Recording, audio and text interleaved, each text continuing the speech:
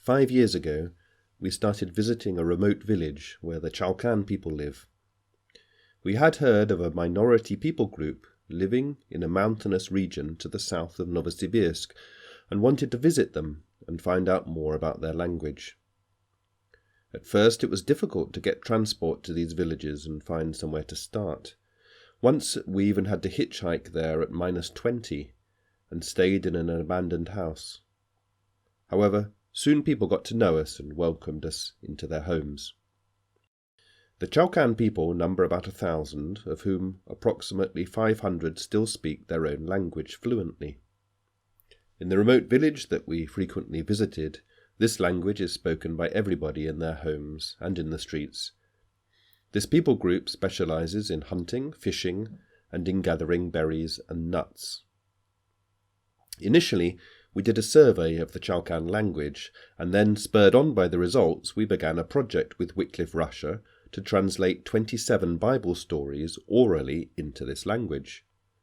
We also decided to dub 3 children's cartoons based on the Bible stories of creation, the fall, and the flood.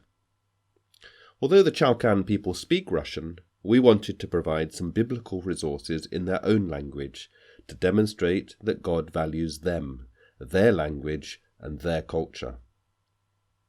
There are several stages to the translation project.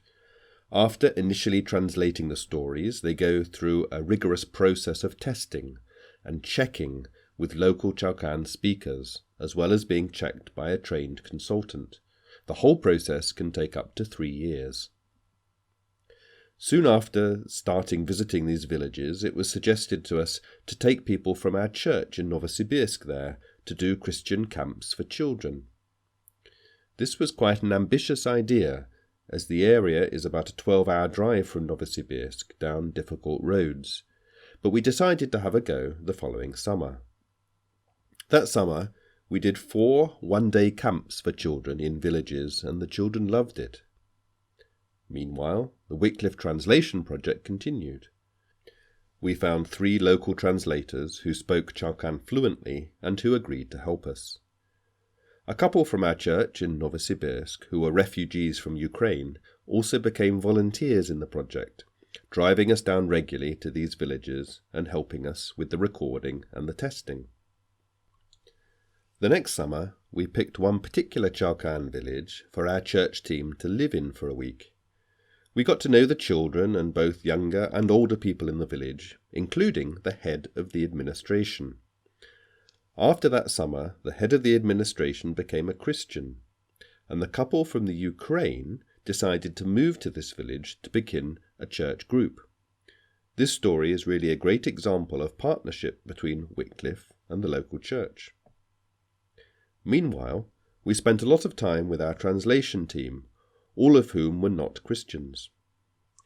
Before the project, we knew of only one Christian from this people group, but now, as we are finishing, there are 7 Christians and an established group to study the Bible meeting in 2 villages in that area. Also, another couple from the church in Novosibirsk have moved to the village. Now we have just finished the translation project. We are pleased that 27 Bible stories ranging from creation to Revelation have been translated. These are available on our website and on a mobile phone app, together with contextualized illustrations and translations back into Russian. They are also available in an attractive book. 3 children's cartoons have also been dubbed into Chalkan, and there are subtitles into Russian for those children who may not understand fully. These are being distributed to every Chalkan family, and our hope is that they will be read, listened to, understood, and will draw people closer to a knowledge of God.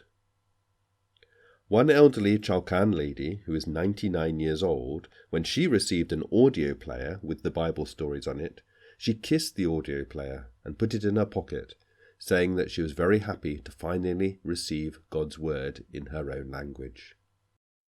Although Wycliffe's involvement with this people group is coming to a close, we are happy that a church has been planted in this area and that there are Christians living there who will continue to disciple those who have found faith in God through his word.